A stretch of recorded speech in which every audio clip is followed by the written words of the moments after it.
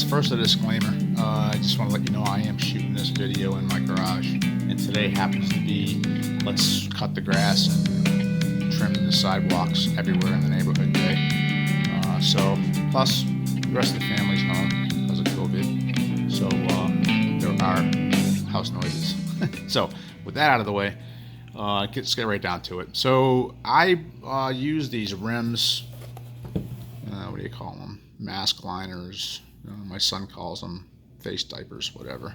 I have a skin condition on my face called rosacea, and I find that the neoprene or whatever this material is in my CPAP mask irritates my skin. So I got these liners to act as a buffer between the mask and my skin. So one of the problems I quickly found out was that I'd wake up in the morning and this would be pulled down, this part would be pushed in or down, this thing would be all cattywampus.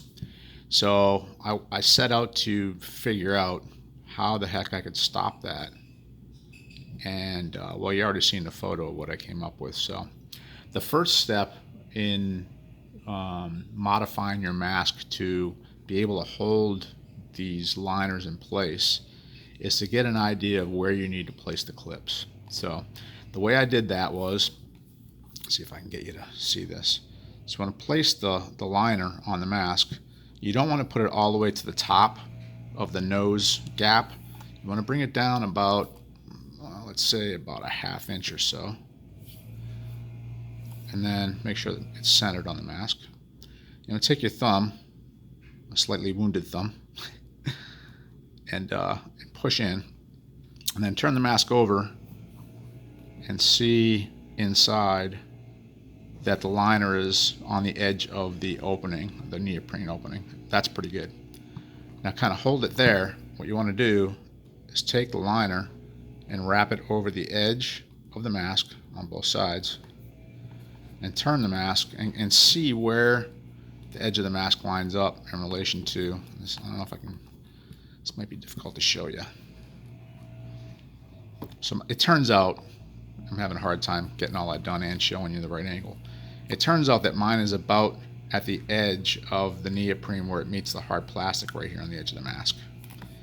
So if you remember from the picture, there's going to be one clip that goes in here and one goes down in here. So it turns out that's how you do the top. Now on the bottom, if you notice, this is a medium mask and this is also a medium mask liner. On this, I don't know why they made them this way, but there's about an extra 3/8 of an inch of material. So the edge of the neoprene on the bottom here, this is, the mask is actually 3/8 of an inch or a ½ inch too short. So I end up cutting this right here on mine manually. When I replace these liners, I cut out a little bit down here, so it's not, I'm not sucking it in my mouth at night, right? But so if you continue to hold this top part and you do the same thing you did to the top on the bottom edge, wrap it around and see where it's at. It just so happens again on my medium mask with this medium mask liner, it's just about to the edge. Now why is that important? When you go to make the marks for your clips, and by the way, you have to flip one of these around when you go to get your measurement.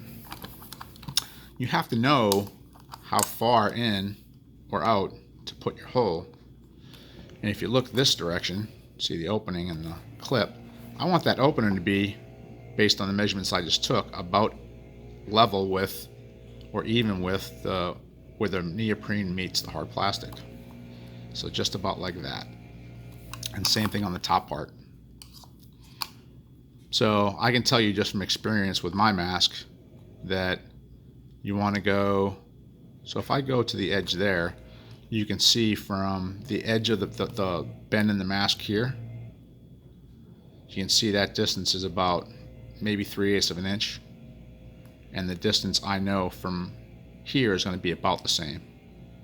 It's going to be about 3/8 of an inch. So that's about where I want to make my mark. So get your Sharpie and hold your clip where it needs to be. and just make your mark. So I'm going to go ahead and drill the holes, and I'll show you how to mount the hardware here in a second. So we finished drilling our holes. We have 3 of the 4 bolts put in. Each one of these bolts, at least for me, I put on 2 washers for just as spacers to make sure when I put the nylon nuts on, nothing's sticking out of the nut. So you can tell that this if these screws are all the way in by just shaking the mask. Hear that rattle? So that's those screws shaking around. So I know that it'll do that because I left this one loose. But let's get and screw this in. And the nice thing is, a longer shaft screwdriver, you can get right at these pretty easily. So you'll know you did it right. You get the right size bolt and the right size drill bit when you can't push this bolt in by hand. You have to actually screw it in. So there we go. It's just snug down. Give it a shake. Nothing's rattling. So believe it or not, just like this, it doesn't leak at all. No air leaks through these holes and these bolt holes at all. If it did, you just put a dab of silicone on the outside and you'd be good to go. So the next step is to take our dusty, trusty clip, place it on, take one of our nuts, and screw it on.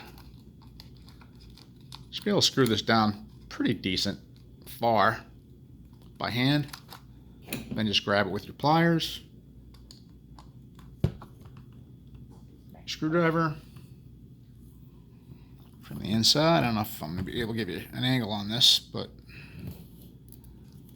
and just screw it in.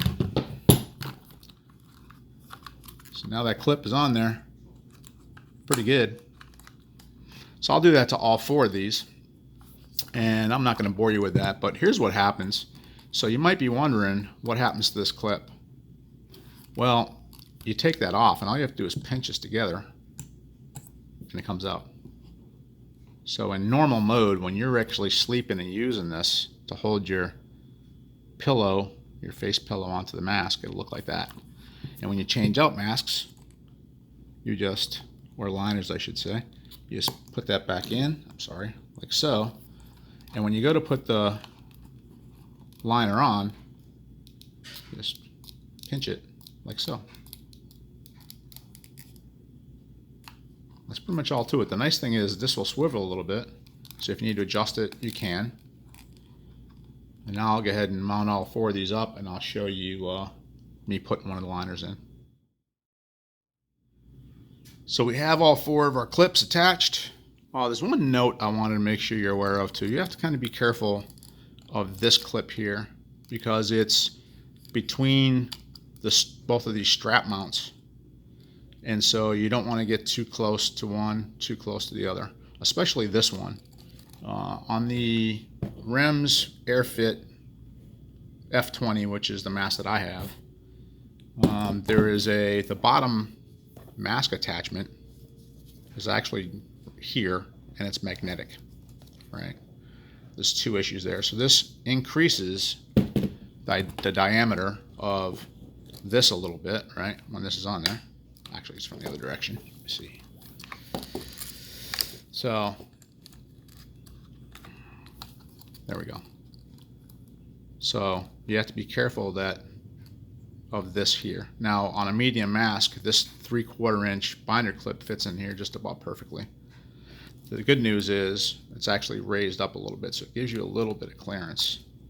But if need be, you could probably use a 1/2 inch clip instead of the 3/4 that I went with. I looked at this clip handle, and the diameter of this hole, I believe, is still big enough to fit over this number 8 bolt. At any rate, also the other thing to be cognizant of is, so remember I told you that I take these off.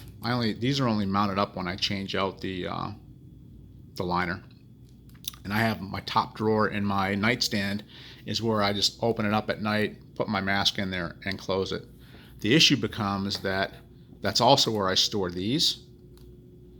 So inevitably what happens is this magnet grabs that because they're steel, and then unknowingly I grab my mask out of the nightstand drawer, it hits something, this drops off, goes underneath the bed unknowingly, and then it gets vacuumed up. So I started out with 4 of these, and now I'm down to 1 on my old mask.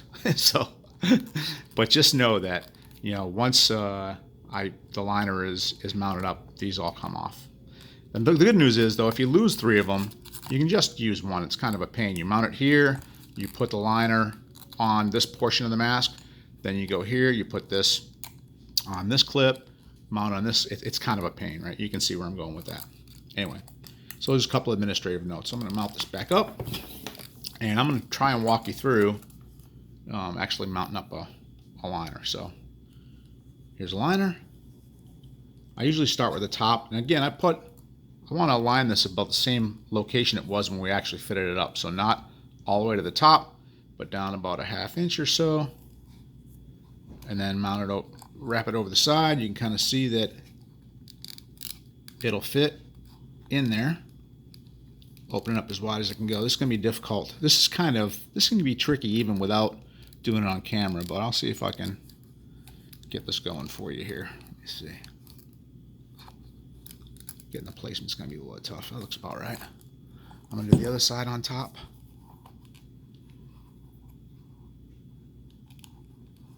Wrap it up against there. I want up underneath it.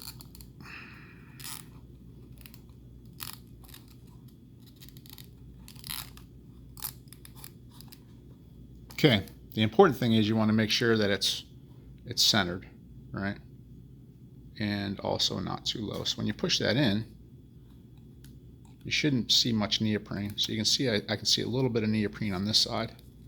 So I could probably loosen this one up just a touch. So let's go ahead and do that. And when you loosen up one side, you probably want to snug up the other. Pull that out just a hair. Okay. Go back to the other side. Pull it in a little bit. That's actually quite a bit.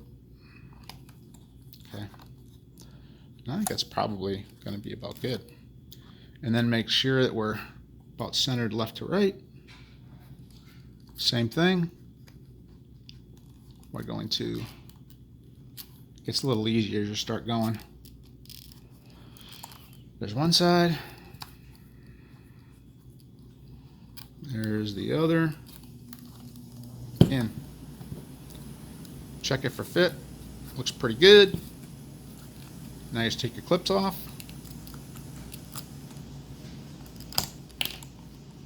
My air conditioner just clicked on. And you get the picture, guys. So that's the whole mod, guys. I hope this helps somebody out up there. I mean, I love this. I actually use 2 liners. It's a little more cushion. It's actually very comfortable. I have no problems with my mask seating now. I don't wake up with this thing in my mouth or in the mask. I just get so angry. I used to pull this thing off and throw it on the floor. Now all that's gone. So a list of everything that I used on this video is in the description below. I've got the hardware, the screws and that, from Home Depot.